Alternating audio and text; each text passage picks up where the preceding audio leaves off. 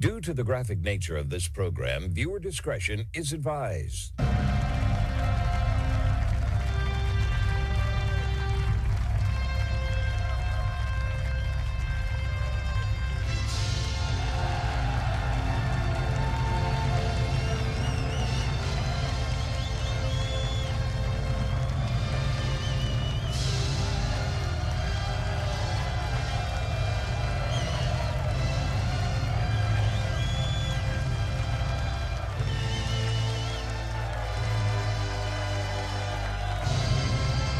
Hello, everyone, and thank you for tuning in to today's broadcast. It's the Tuesday, August 18th, 2026 episode of the Marco Jure Show, the only show where the facts are facts and hard truths thrive. Got a great show lined up for you today, everybody, keeping you informed with everything you need to know, both foreign and domestic. And I want to begin today's show looking at where things stand between the United States and Iran right now. That is the talk about what's going on right now. Very, very important stuff here. Our economy is greatly connected to all of this, so let's see where we stand. Now, President Trump has come out and said just today that the U.S. has no plans to talk with the Iranians, but instead has insisted that the Strait of Hormuz remains open and is operating. This is despite limited traffic and, of course, a reported strike on a ship exiting the waterway. You know, folks, I want to break this down for you. We talked about this recently, and I told you last week that roughly 95% of the overall traffic that should be going through the Strait of Hormuz in the last 6 months has made it through. We're talking many different commodities. We're talking oil, liquefied natural gas, helium, urea, sulfuric acid. You name it, it's not coming out of there.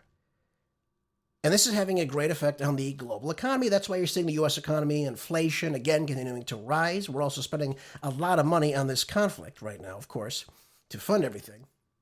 But we have to see where we are. Trump is now suggesting that he's actually going to call the Strait of Hormuz a territory of the United States. I don't understand it. I mean, before they were saying the Iranians can't do this, it's illegal, it violates international law. Actually, it doesn't. If the Iranians and the Omanis want to come together, they would like the opportunity to charge fees or tolls or whatever they would like to do, they have the right to do that because it's in their territorial waters. It is not the United States' territorial waters.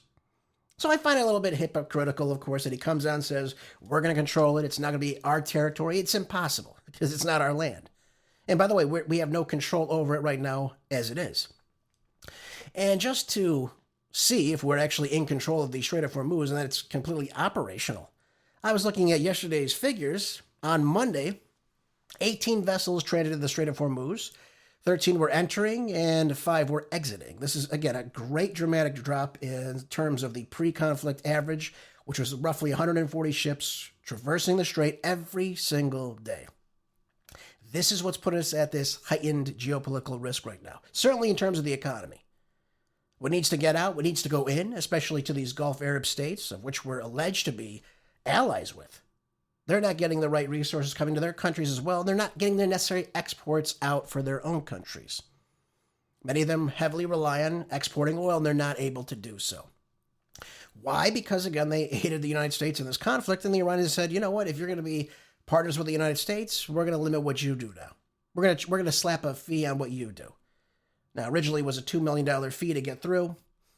They have since changed that in the last 60 days. They allowed traffic so long as you were working with the Persian Gulf Strait Authority to transit the strait. So long as you were doing that and going where the Iranians told you to go, you were fine to move through.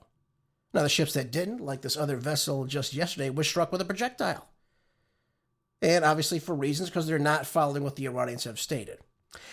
I don't know where this goes, folks. If we're not talking now, again, the 60-day Memorandum of Understanding is now completely over. We were already supposed to have our talks by now. We were supposed to be on the next phase of what peace looks like.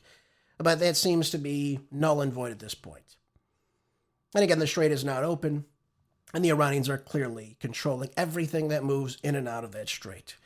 And, you know, Trump could come out and say various different things. For instance, like, you know, this is our territory, or it's wide open, it's open for business. But the problem with it is, if it was open, if the United States was in control, if we did have military operational control of the strait, the traffic would be going through.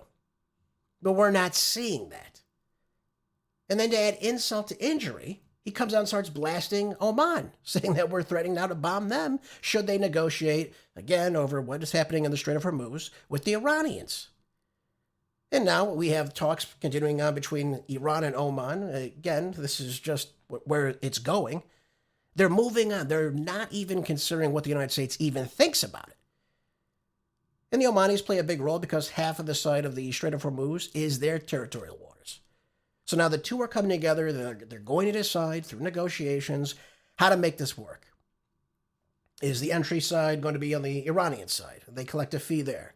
Is the exit side going to be the Omani side? And they'll collect a fee there. They bring the amount of money together, and each side splits it up evenly. Or just each side collects their own fee, entering and leaving, however it may be. They're not even considering what the United States thinks. They don't even care what the United States thinks. They are moving on. And I think a lot of these Gulf Arab states will be continuing to move away from the United States, largely Saudi Arabia too, by the way. I think Saudis will do the same thing, the Kuwaitis, the Qataris, those in Bahrain, the UAE maybe works with the United States, but the rest of them, they've had enough of this. We have these multi-million-dollar bases sitting there. And we can't even defend the nations of which the bases are in. They've been struck. They've lost their commerce. I mean, what is the benefit to having those air bases there? There is none. There is none. And as a result, we have billions upon billions of dollars in damage as a result of this, just in our bases, let alone the infrastructure damage to these countries that have aided and abetted the United States in this conflict since February the 28th. So I don't understand why Trump is, again, he's attacking the Omanis. He's going out and he's now attacking the South Koreans as well. But listen to Trump. Here he is talking about controlling the strait. I don't know if it's delusional. I don't know if it's hubris. I don't know if he's just confabulating. I don't know what he's doing. But this certainly doesn't come from any place of facts. Take a listen to clip one. Well, I just think it's a great idea. Yeah, I mean, we control it. We control it with the blockade. We have a blockade. We control it with the blockade. And I like the idea of declaring it a territory. Why might you do that? We have total control over the strait. Now, they can be a nuisance. They can put a mine in the water, and people don't like having mines hit their billion-dollar ships, et cetera.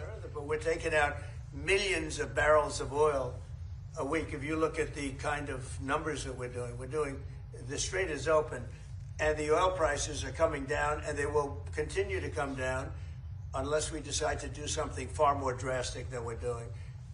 Iran is in big trouble. Okay, so we control the strait. Let's understand this. We control the strait. However, the Iranians might throw a mine in the strait. Now, let me ask you this. When did they even demine this? As far as I know, this takes several months to do properly to ensure that there is no mines throughout the opening of the Strait of Hormuz.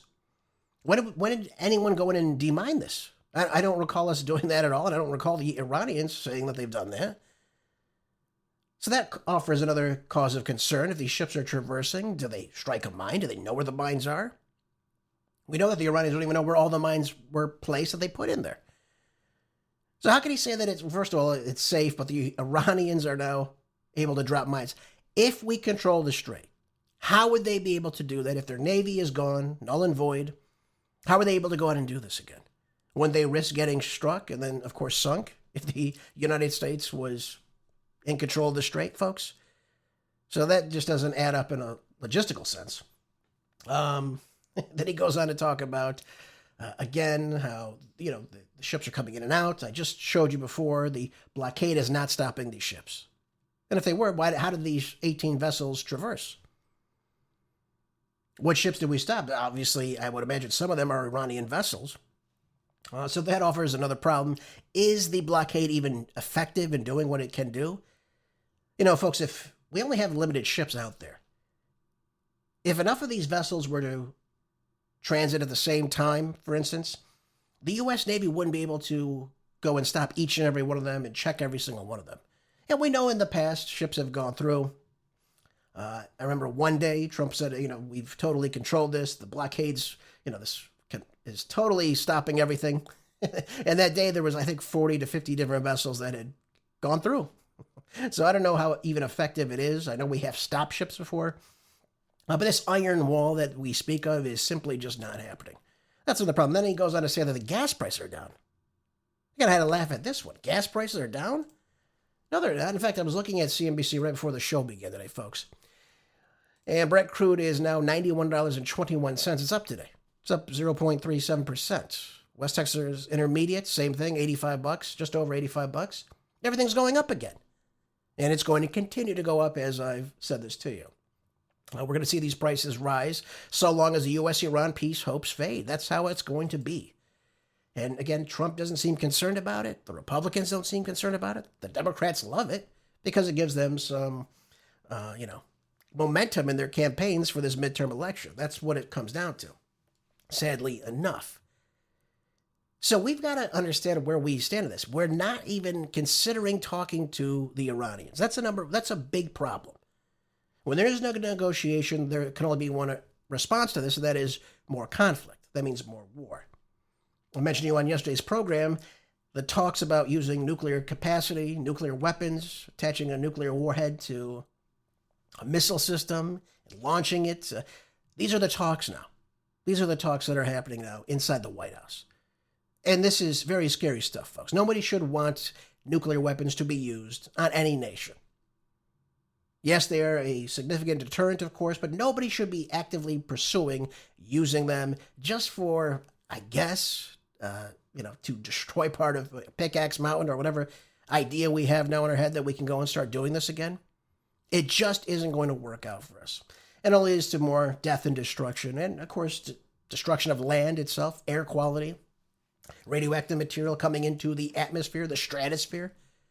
All these things are negative, folks. Nothing positive comes from this. If it's actually being considered, again, it could just be one person saying it. But again, we have people suggesting that are on the inside that, yes, this is being discussed right now.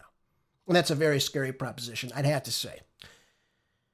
And so, folks, I think when the Omanis and the Iranians are, again, nearing their deal to reopen the Strait of Hormuz, we will see it open as to how they would like to manage it. And again, I would have to say they'll likely collect a fee. I do believe that. I do believe that. You have the Iranian Deputy Foreign Minister, Karababadi, again taking to X, saying, just as Trump correctly wrote the name of the entire Persian Gulf, soon his delusion regarding the Strait of Hormuz will either be corrected or will correct the delusions of this deluded man. The Iranians are not taking Trump seriously right now. And that likely upsets him. He feels, of course, he's the leader of the free world, which he is, and the Iranians are not giving him any type of even consideration to discuss what's going on next and what's going to happen. If this all works out, and by the way, I want this war to end, we need to understand something. The Iranians have won this conflict. Now, I know you don't like to hear that, but that's the truth of the matter, folks. The Iranians have won this conflict. If they didn't win the conflict, they would be, of course, doing everything Trump said. Begging for negotiations or simply asking for a truce or adhering to the memorandum of understanding. None of that's taking place anymore, largely because we violated it. So the Iranians just threw it out the window and said, all right, well, we're not even doing this anymore then. These are our points. Either you agree to them or we have nothing to discuss going forward. So that tells us either Trump was never serious about the memorandum, or, for instance, now he's just completely abandoned it now. But it seems like he did that prior when he decided to attack Iran during the ceasefire that we had. So I think the Iranians realize that Trump is not somebody that can be trusted. Certainly his word cannot be trusted, and even now his signature cannot be trusted. So I think they're going to be moving forward without the president. They'll move forward without the United States. Now, how they handle this blockade is beyond me. I pray to God we're not going to be sinking aircraft carriers inside the Arabian Sea. That would be dramatic, of course, and awful for our boys in the region. But we know, for instance, we're replacing the USS Abraham Lincoln with the USS George Washington now. So we still have these resources in the region, so that tells me something else is likely to happen. Now, whether it's an all-out war, whether it be trying just to take the strait, which I doubt we would try to do, we get any of our vessels anywhere close to that, the possibility of those being sunk is very real. And I don't rule out that the Iranians have hit U.S. vessels at all right now. I don't rule that out completely. It's very possible they have struck U.S. ships, not sunk them, but have struck them with projectiles or drones that have caused damage on these ships. And so, folks, we move forward with this, but the part I don't understand, Trump is simply just shooting from the hip right now. He threatened on Monday to bomb the blank out of the Omanis. Again, they're our allies. They were negotiating with us back in February, trying to get an agreement between the two countries. Now he tells them that we're going to bomb you. So we're going to start bombing another nation for what purpose? And for what reason? And for what means? What will this solve with the Omanis? Will that deter them from speaking to the Iranians about their own territorial waters? Something tells me no. And what I really don't understand, too, now he's bringing South Korea into this, which, again, to me is ridiculous. It's like Trump has just a problem with all these countries, and then when he's speaking, he just says, I guess, whatever first comes to mind. I don't understand this. These are our allies. Oman and South Korea are our allies. And now he's ripping them to the press and saying just, again, more outrageous things about giving them aid or, again, starting to bomb them. This is what he had to say about South Korea yesterday. Again, I don't understand this. Let me play that for you again, folks. I don't know why it started playing. This is what he had to say about the South Koreans just yesterday. Take a listen. Very nice, actually. But I called him. I said, would you like to give us a little hand? We don't need help with Iran. But if you'd like, give us a hand with Iran. He said, no, thanks. And I said, wait a minute. We have 39,000 soldiers over there guarding you from Kim Jong-un, your next-door neighbor. And you're not going to help us on a very easy military operation in Iran? That's strange. No, we'd rather not get involved. I say, well, why are we involved in helping you? So, and I want to help them, but, when you ask somebody, would you like to give us a hand, and they say, no, thanks, and then we're guarding them from a country and paying ourselves it's costing us billions and billions of dollars to protect not only them, but other countries. Look at NATO. We spend hundreds of billions of... Okay, so we spent all this money on a lot of these other countries. We've been doing that for some time. I'm not opposed to pulling back foreign aid. Okay, I'm not opposed to any of that. But just because we start this illegal war with the Iranians, I don't think we should just expect all these other countries just to enter the conflict. Now, again, he says two things at once here. He says, we don't really need your help, but if you want to come help us, you can help us. And they say, no, we're okay. And he gets mad about it. Now, I have an idea in my head as to why the South Koreans really wouldn't want to accept President Trump's offer to join this conflict inside the Persian Gulf. They're highly dependent, the South Koreans are, on Persian Gulf oil. 69.1% of the South Korean crude imports in 2025 all came from the Middle East. That's a lot.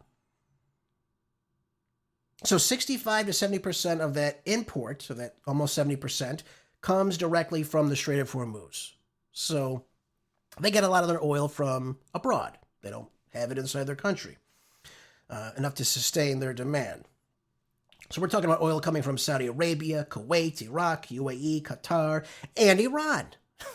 So are the South Koreans really going to go and start attacking a nation of which they are heavily invested in trade with, especially with a commodity like oil? Of course they're not. That's suicide for a country to deplete your oil reserves, folks. I'm just going to say it to you like that. And by the way, they only have about 100 million barrels in their strategic petroleum reserve in their own country. That's about 117 days worth of oil consumption. Why on earth would they decide to go out and then just, for no reason, really, again, the Iranians have not attacked them.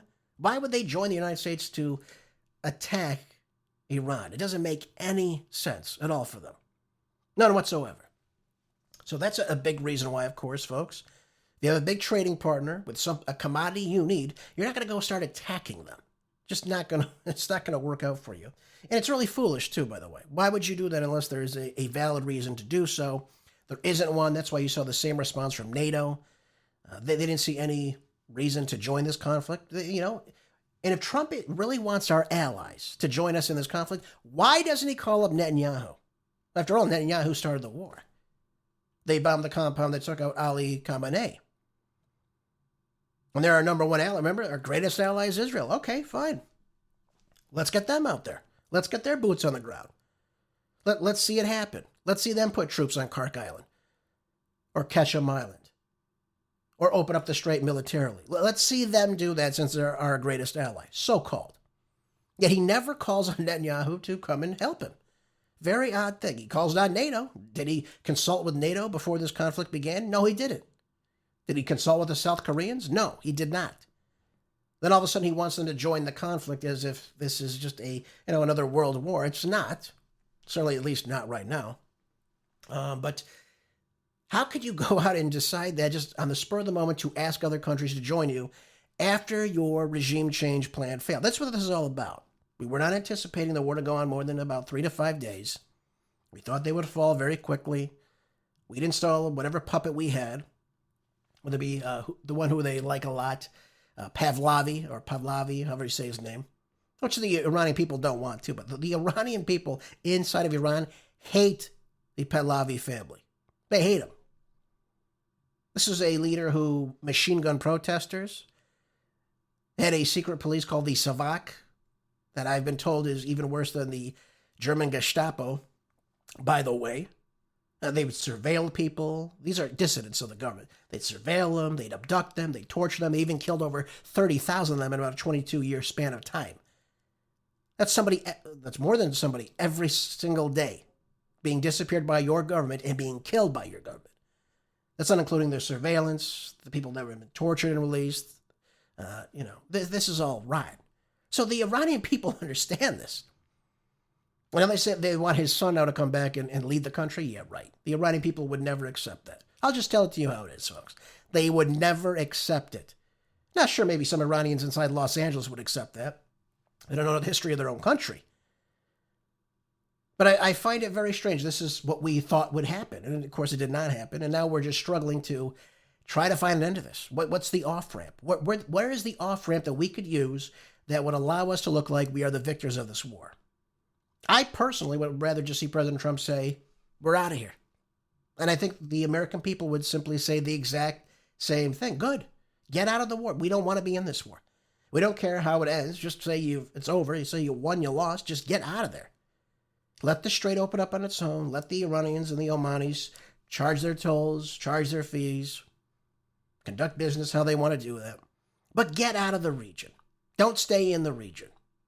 It never leads to anything positive by us staying in this. Again, I told you before, the longer we stay in this, the worse the economy will be, and the longer it will take for our economy to rebound, which, again, is going to be quite some time, by the way. And by the way, we're seeing the gas prices likely to stay elevated well into 2027, folks, just because of where we are. I read you yesterday in the program, aviation fuel is now depleting, which means we also have diesel now being depleted. And that's going to be very, very bad for our own commerce. Inside the United States, we cannot change that, folks, because we're not getting the necessary imports of crude oil, the heavy crude oil, in a meaningful manner like we did prior to the war. That's a big problem. And I'm glad to see these publications are coming out saying what I've been telling you for almost probably 2 months now. I've been saying, this oil is going to be a big problem. The diesel, the aviation fuel, it's going to be a big problem in the United States.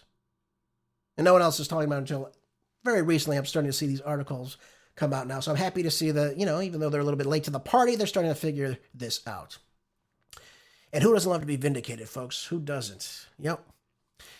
So now Trump is now trying to raise economic pressure on the Iranians as well. This is another thing that's, again, not going to work. We tried this in January. We tried this when Scott Soros Besant came out and said that, hey, we're going to try to devalue the Iranian rial, cause inflation, destroy the economy that way.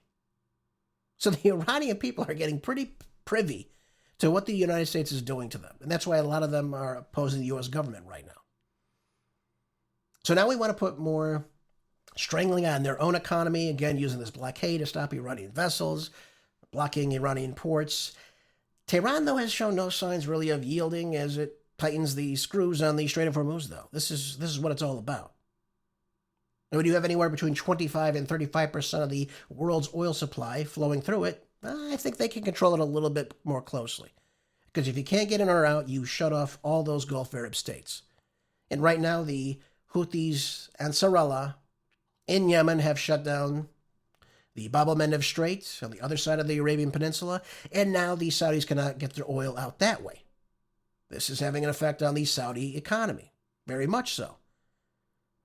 Before they were using their east-west pipeline, so they were able to ship everything from the east over to the west and put it on oil tankers in Yanbu, Jazan, but now that's not working out because the Houthis have now begun to attack them. Now they're starting to attack ports. I mean, it's all ridiculous. All ridiculous. And that was because of what Saudi did to the Houthis, by the way, not the other way around. Largely probably at the behest of President Trump to attack Yemen. I don't think that worked out terribly well, folks. Maybe you'll agree with me on that one. But the Saudis are not happy about this. This is not good for the Saudis, and it's very, very bad for their economy. All their economies are struggling right now, too. And we're seeing these countries, they're going through, again, lots of global recessions right now. Asia, Europe, you're seeing it all over. We have food supply shortages likely taking place very soon in the upcoming months in the global south. That'll be very bad for migration coming out of parts of Asia and, of course, parts of Africa into Europe, of course, which we've seen ad nauseum for the past decade at least, if not longer than that. Yep. So nothing here looks good, folks. Nothing here looks good. Nothing is positive from any of this. And again, when you have no diplomacy, the only other answer is, again, these crippling sanctions on their economy, which they're used to, by the way, so they'll be able to adapt more than how we would if the same thing were happening to us. But you have to look at it for what it is. If there is no diplomacy, the only other response is war, military action. And I think Trump, he's alluded to the fact we have other certain types of munitions that are a little bit lower grade, but he said we can use those as well. So I wouldn't rule that out, especially when you're talking about nuclear weapons. Something tells me you're still not considering diplomacy. Just thought I'd bring that up to you, of course. So again, he can declare the strait free and open all he wants. The ships in that region understand that, no, it's not. And it will not be for quite some time. That's the biggest problem. When you look at the weekly crossing, again, I'm just sharing this from the Hill with you right now. And it says here that there were 95 crossings in the last week. So that means for the 7 days, you had 95 crossings. I mean, it's extremely low traffic. You should be having quite a bit more than that. And again, the oil that leaves the region is the same thing. He came out the other day and said the oil tankers are flowing through. No, they're not. And even if they are coming out, they're not coming to the United States. They're not going to Europe. They're going to parts of Asia, most likely China. So this, again, folks, is just unnecessary. I wish someone would get President Trump and just say, just end it. Now, whether it be, I don't care who it is. It could be Dan Kane, it could be Pete Hegseth. I don't know if either have the stones to go and say that to him, though, for fear of blowback. But go up to him and say, this is over. We have no way to win this. It's just prolonging the inevitable, which is a crappy economy. Higher gas prices, higher food prices, higher energy utility prices. We need to get out, Mr. President. That's all they need to say to him. I mean, that's really what should have been said from the beginning, by the way. After the third day, they should have said, okay, this is over. We're not going to do this. We don't have regime change. But that didn't happen. Trump persisted. He kept going through. We had 40 days of heavy, intense bombing, and nothing stopped the Iranians. So we're going to continue to hear that we control the strait. We control the region.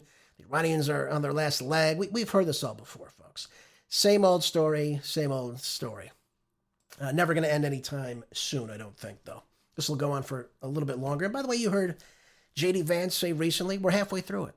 So if we're in this for another 6 months, we're going to be struggling economically greatly come 2027, especially with the gas prices and food prices in this country. We already see the inflation numbers continuing to go up significantly. All right, let's move on, folks, from Iran, of course. We'll keep an eye on that, of course. Let's talk about White House envoy Jared Kushner next. Now, he met with Prime Minister Netanyahu yesterday for quite some time. Netanyahu is a family friend of the Kushners, in case you didn't know that. And they established this agreement for the two working groups in this, to disarmament and the public health of the Gaza Strip, which I find comical, of course. Netanyahu publicly rejects the 15-point plan negotiated by the U.S. and, of course, Hamas inside of Gaza. And this would have agreed to have Hamas hand over its weapons as part of this roadmap to, I guess, call for a peace between the two. I don't see how that's going to happen. Not by a long shot.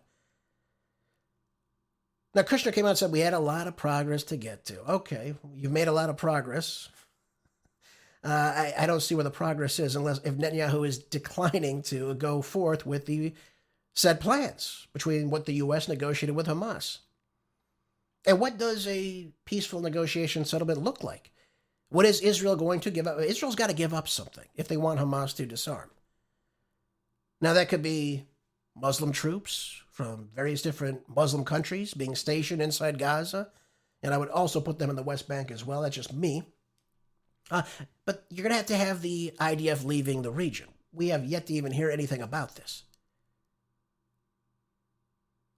Let me play you Kushner yesterday. And this is what he had to say again regarding what is going on now between this negotiation. And by the way, I don't know why we have Kushner doing this.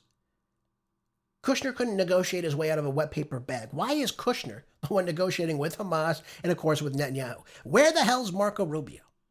Shouldn't our Secretary of State be the one negotiating on behalf of the United States?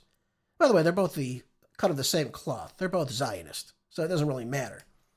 But where does Kushner get this diplomacy expertise from? He's not a diplomat at all. In any situation, he has no negotiating room. He's just simply an envoy, right? He has no place in the U.S. government. So I don't know if the Gazans, the Hamas would even take this guy seriously. We know that the Iranians didn't take Witkoff and Kushner seriously at all. In fact, we know every time they sent them, it was pointless. There was nothing to be gained from it. Anyways, here's Kushner just yesterday. For Israel, we think this is a win-win situation because if Hamas actually gives over the weapons and the tunnels, willingly over the next 60 to 90 days, that obviously would be the elimination of a huge security threat for Israel, almost an unthinkable achievement. And if they don't follow through now on their commitment, everyone will see that they're not genuine about peace, and then Israel will have a lot more support from the U.S. and others to go and finish the job. Finish the job. We've heard this so many times before. Trump needs to finish the job in Iran. The Israelis need to finish the job in Gaza, of course. What would cause Hamas to actually go out and give their weapons willingly to fill in their tunnels?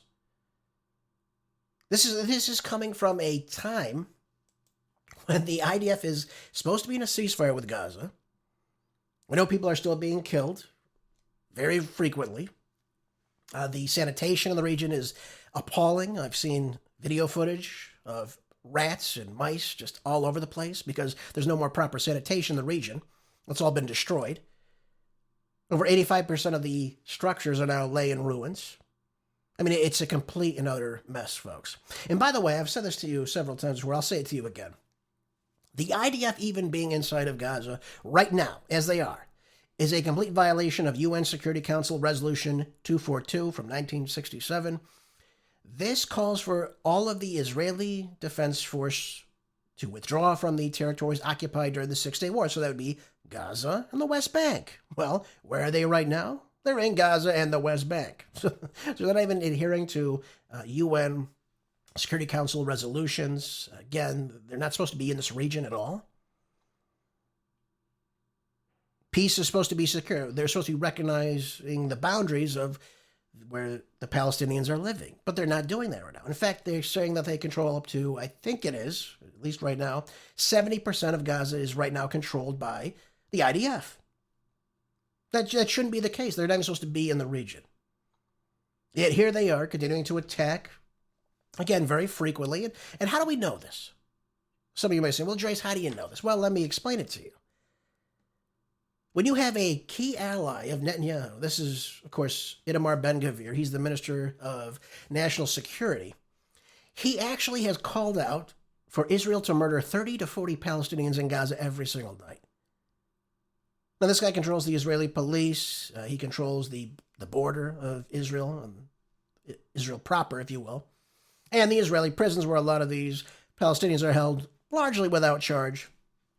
He tantalizes these prisoners. He condones the assault of these prisoners, the rape of these prisoners, the execution of these prisoners. This is who Ben-Gvir is, a disgusting human being, if you even want to call him a human being. But he said Palestinians are people who are not worthy of life. They shouldn't live. They're not even people. This is what this guy has said. By the way, this guy is one of the most influential people inside of Israel, so people listen to what he has to say. He's boasted about reducing food rations for Palestinian prisoners. The Associated Press reports that Israel's top court ruled in 2025 that the prison service under Ben-Gvir was depriving Palestinians of a minimum substance diet. I mean, this is disgusting. He says, I see all of Gaza as ours. Again, that's completely fictional, made up. But this is what he's saying. All of Gaza is ours. According to Ben-Gvir, the only way for Palestinians to escape death is to emerge in mass immigration out of the Gaza Strip. Otherwise, hey, they're fair game to be killing. And he's gone on to say we should be killing 30 to 40 of them every single night. And by the way, he's not the only one, too, by the way. So knowing this, and again, I'm sure the Palestinians are very much aware of this. If you have a government official, now again, he's not in charge of the IDF, he's not in charge of Shin Bet or anything like that, but his words matter. He condones this behavior. By the way, we've heard other politicians as well. Smotrich, Danny Danon, who's, I guess, their UN ambassador, if you will. Israel Katz. They all say very similar things about the Palestinians. They're barbarians. They're all guilty. Every single one of them is a terrorist. If you give, milk to a baby in Gaza, you're giving milk to a future terrorist. I mean, this is the rhetoric that comes out of the Israeli government right now. Not all the people, but the Israeli government. Now, a lot of people in Israel do support this, sadly enough. Not all of them. There are demonstrations against this. They don't like what they see. And I applaud those people for that, by the way. Because what's right is right and what's wrong is wrong. And this is absolutely wrong behavior, especially coming from a government official. So knowing all this, knowing that this is what Ben-Gvir says, would you really hand over your weapons? What is the guarantee that Israel will not just totally go all run roughshod throughout the Gaza Strip and just completely decimate it? Completely. It's already decimated, but just even more so. What's stopping them from bringing the IDF in and just rounding people up and either saying, you either leave or we shoot you right now? What's stopping that scenario from happening? Nothing. Netanyahu is supposed to be sitting on a board of peace, except there is no peace for anybody but what Israel wants. Again, go look inside Gaza right now, folks. It's not difficult to do. Go look at any of the footage you see from there. Children with limbs missing. People being killed. Incoming missiles striking tent cities, because that's where these people are living in these makeshift tents on the beach. There's no other place for them to go. And I don't have the clip with me, but I was listening to it earlier. The wonderful Jared Kushner, son-in-law of the president, came out and said there's really no reason to go through and start to rebuild inside Gaza. I'm paraphrasing. But what he said was if they don't go through with the disarmament, why start rebuilding when we might have to go back to attacking them? I mean, this is what they're saying. And again, the whole area is in ruins anyway. When were you going to bomb? So again, if Hamas actually does disarm, and I don't believe they will,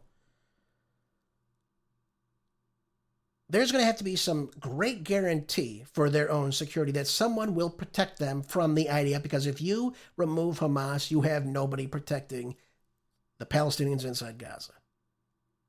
Nobody protecting the Palestinians inside the West Bank. That's the truth of it, folks. And then at that point, we've seen our media turn a blind eye to what's been going on since the alleged ceasefire. I mean, you're seeing bombings constantly. People are said to be dying every single day. I don't make this stuff up. This is the truth of the matter.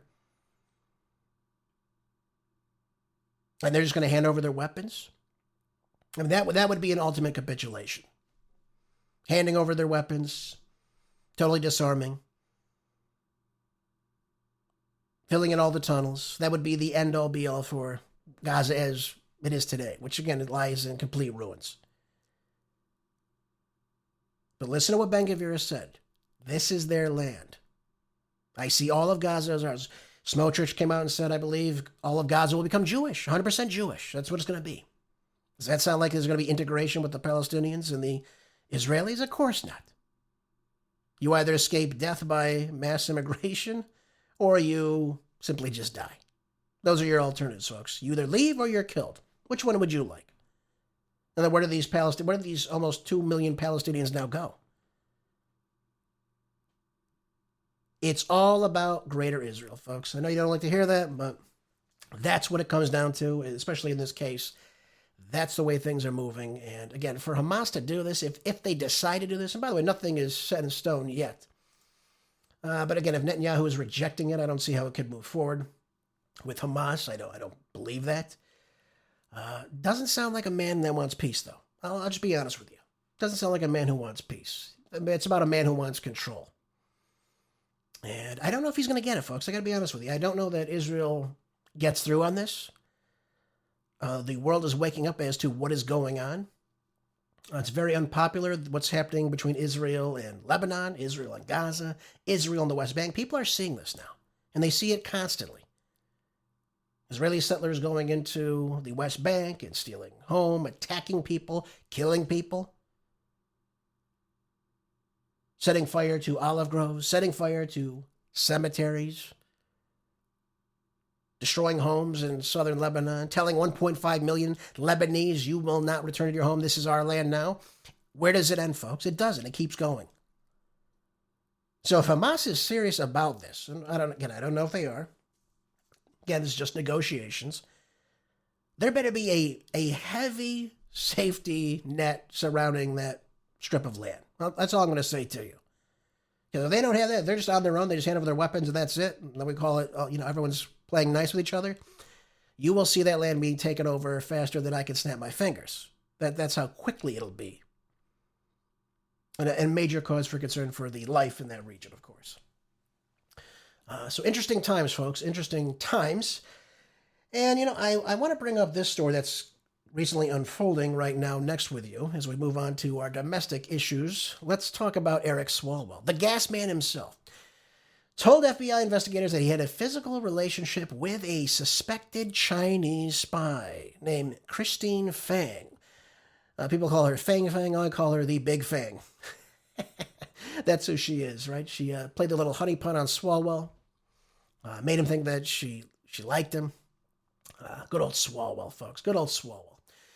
Anyways, he exited Congress earlier this year amid several different allegations, of course, of sexual assault on several different women associated with his, his congressional staff, if you will, people that worked for him, if you will. So he dropped out of the gubernatorial race for California. He then later quickly resigned from Congress, and now he's going to open a seat that Gavin Newsom wants to fill very, very soon. Anyways, back to what I'm saying here with this. He had a relationship with this woman back from 2012 to 2015. Now, this is crucial. In 2012, he was running for his seat that he currently holds right now in Northern California. And so this woman, I guess, had the smarts to figure out this guy could possibly win. Let's infiltrate this campaign. Let me get involved with this. So she starts,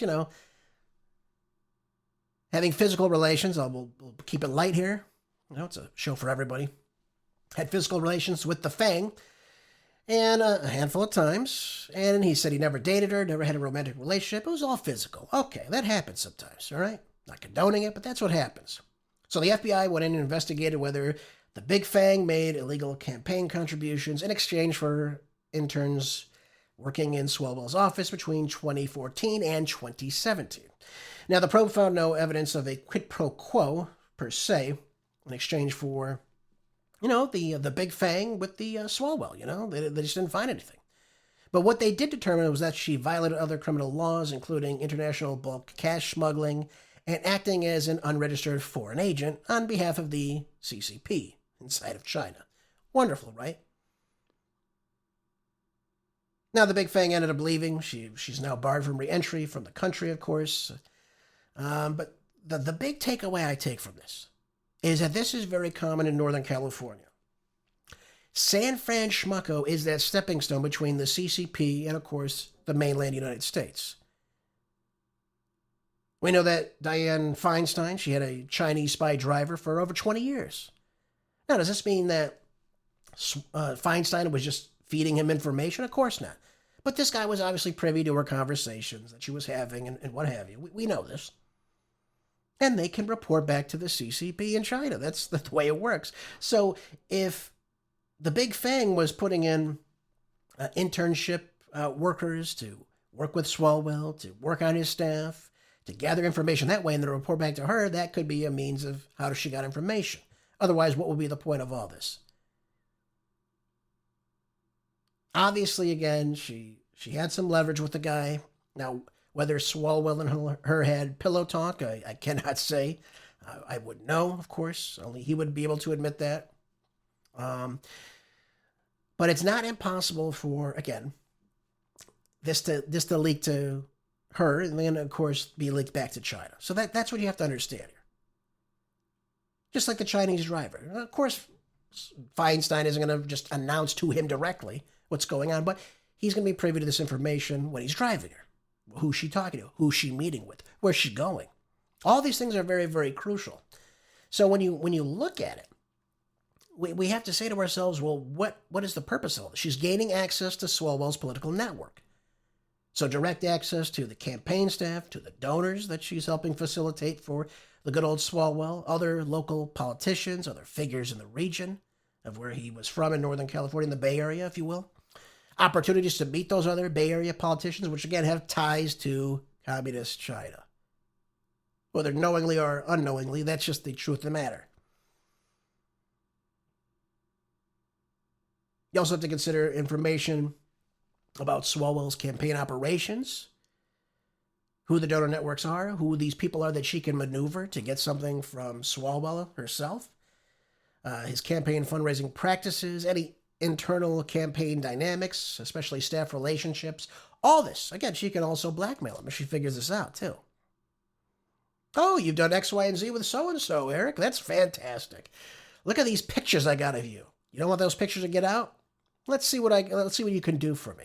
Let's see what can happen here. And they let this guy stay on the Intel committee in the House after this was all well known. Nancy Pelosi refused to take him off, saying that she didn't see any need to do so.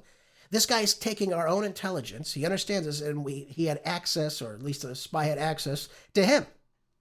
Again, cause for concern. Absolute cause for concern here. Now, we know for a fact that the Big Fang helped place at least one intern inside of Swalwell's congressional office. Again, this would give insight to the office operations, staff routines, who he's meeting with. Again, possible what the conversations regarded.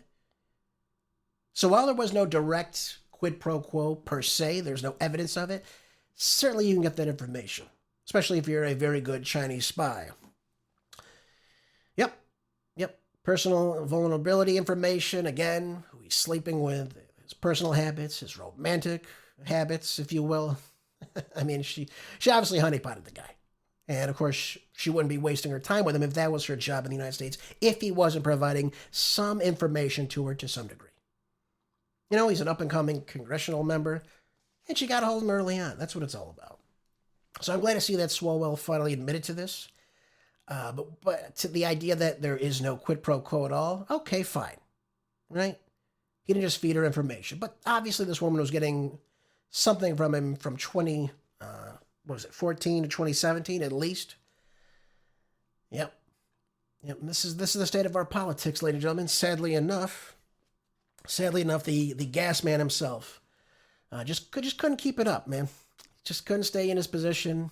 Couldn't make it happen for himself. Couldn't be the next governor because of who he is. Now, I think Eric Swalwell's a scumbag. I mean, that's just who he is. A man of no honor.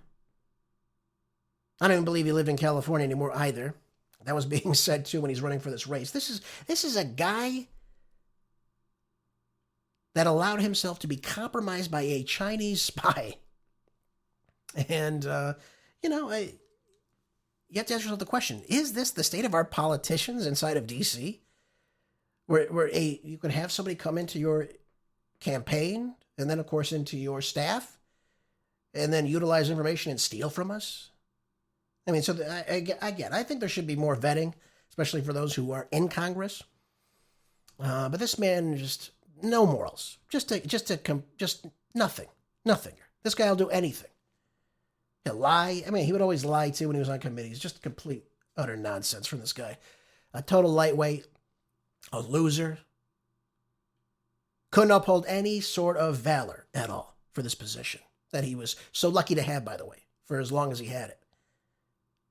He has a $2.1 million home inside of D.C. This guy makes $170,000 a year. How the hell did he get that? It's a nice house, too, by the way. I saw pictures of it. It's a very nice house. Then he also has a house out in the Bay Area, which, again, those houses in Dublin, where he's from, where he claims to have lived, those are easily millions of dollars in that area as well, for at least the size of house that he would need for him and his family. So Swalwell is compromised, certainly, and of course, this is what they like. They like these politicians that could be goaded a certain way by, again, their sexual appetite, as Swalwell had. Again, we heard from many of these women where he would take advantage of them, where he would drug them.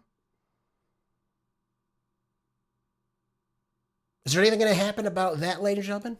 By the way, is the DOJ going to look into that? A member of Congress was sexually assaulting and drugging female staffers that he met with? Anything there? Or are we just going to let him off the hook? Probably. That seems to be the normal way things go inside the Beltway, sadly enough. So that's Swalwell for you, folks. Just wanted to share that with you that, yes, he was indeed compromised. Yes, I'm sure she got information about us. And, of course, yes, she played him for everything he was worth, which is not very much, by the way.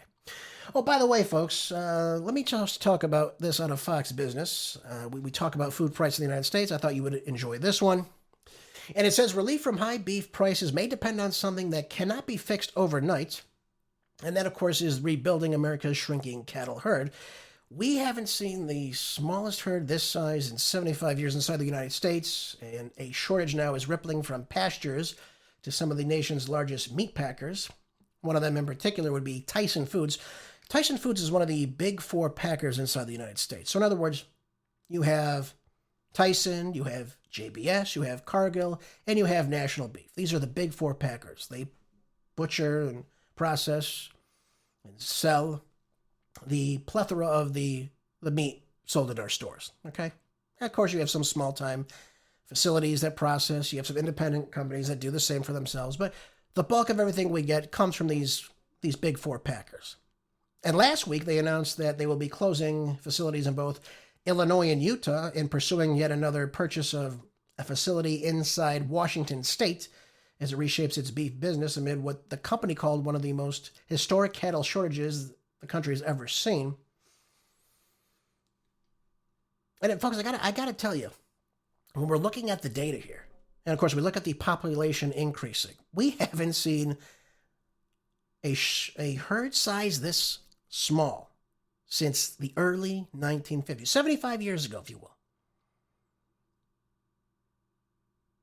Today we have 86.2 million head of cattle and calves, so again, baby calves, and of course, head of cattle, bulls and cows.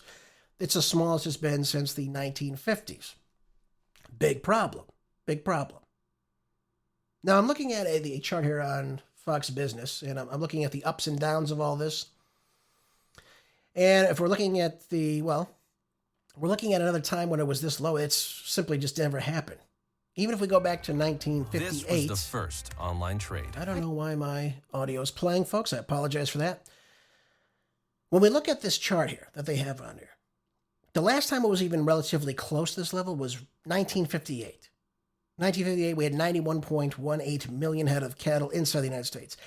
After that, we see dramatic increases beginning to happen inside the country. We shot up to probably by, I'd say the mid to late 70s, we had over 130 million head of cattle. So now we have, a great deal of it. But the one thing I think is the most remarkable is that we were below all those figures from going back from 1960. But if we go back to 1951, when we were at a similar stage where we had about the same amount of cattle, we had about 150 million people inside the country. Today, we have 340 million people inside the country. So no wonder the price of food is continuing to go up. They're blaming this on drought, among other things, of course, that wipes away lots of the pastures to allow the cattle to graze, if you will. So they're saying that we need to do things that work on that. We're also not importing the cattle coming in from South America because of the screwworm. There was a big controversy about that, so they didn't want to bring in livestock that was afflicted with coming in contact with the screwworm, bringing that in the United States and having affecting herds here. We have to use our ingenuity, folks. That's the big takeaway from this. We have to use our ingenuity to figure out ways to sustain the supply inside the United States. And when I hear things, for instance, like Bill Gates of hell, who's currently the largest private farmland owner inside America right now, this guy owns 275,000 acres of farmland. This is across multiple states: Arkansas, Iowa, Nebraska, Colorado, Idaho, Indiana, Michigan. What the hell is a computer nerd doing with all this farmland? Now, of course, he has it under a different name, Cascade Investments, so you can't figure out it's him. But allegedly, he grows soybeans, corn, cotton, rice, and other potatoes and other things of such. But here's the thing. I'm sure this is some of the richest and most fertile land inside the nation. Bill Gates is buying it up. So I find it interesting that a guy who wants us to eat lab-grown meats has the most farmland in the country, and of course he backs what is called APEL. APEEL. This places mono and diglycerides from soy and grapeseed oil. They put it on the outside of these vegetables and fruits, and it's supposed to extend the shelf life. Now, what they don't tell you about this is, by the way, it keeps everything inside of it when it's sprayed on there. So if there's bugs or what have you, or, all that stays within inside the fruit or the vegetable. So again, wouldn't eat this if you see an APEL sticker. Just thought I'd share that with you. And by the way, it's classified by the FDA as generally recognized as safe, GRAS. Anytime you see generally recognized as safe, you should probably run, ladies and gentlemen. Please check your labels anytime you see these things too, by the way. You want to get organic fruit that hasn't been doused in fungicides, pesticides, all these other things, chlorines, bleach. I mean, all these things are disgusting too. Even some of the organic foods are sprayed with some of this stuff, folks. You've got to watch what you're taking and putting in your body. But I think it's great. A computer nerd that is obsessed with population control, by the way, whose father at one point in Seattle ran Planned Parenthood, is very interested in vaccines and now our food supply. I'm sure there's no coincidence there, ladies and gentlemen. And, I say all these things to you because look at the shift of where things are going. Yes, of course, we have droughts. Yes, that does affect things, but it shouldn't be as low as it is. And a lot of it is because you're having a lot of farmers getting out of the business, especially a lot of smaller farmers or the small family farm. Those they're there still, but they're not as prevalent as they were before. And when we see a lot of these bigger dairies now, everything becomes more homogenized, and of course, that's the way it works. So if we want to increase our own herd inside the United States, we need to start incentivizing smaller operations, smaller farmers to actually, again, take a piece of the land, utilize it as it should be, and of course, raise good cattle for America. That's the way it should be. But we're seeing those prices rise, folks. Now, according to the USDA, the retail value of choice beef went from about $8.51 per pound in August of 2024 now to $10.49 per pound in July of 2026, roughly a 23% increase. Yep. So it's going up, folks. I mean, it's going up, and it's not stopping really anytime soon, folks, sadly enough. So I wanted to share that with you, folks. So again, we're seeing those beef prices rise. Again, it's not a shock, folks. This is why it's happening. Again, supply and demand. You deplete that supply. Those prices got to go up because you have the same amount of demand. Just the way it works. Sadly enough. That's all I have for you today, ladies and gentlemen. Thank you again for being here. Make sure you're always staying prepped with your foods, your essentials, especially during these prices and scarcity rises throughout the time when this war is existing, and it's going to continue to go on. So make sure you're always staying prepped. Enjoy the rest of your day. I will see you back here tomorrow as always. Until then, be good, stay busy. God bless.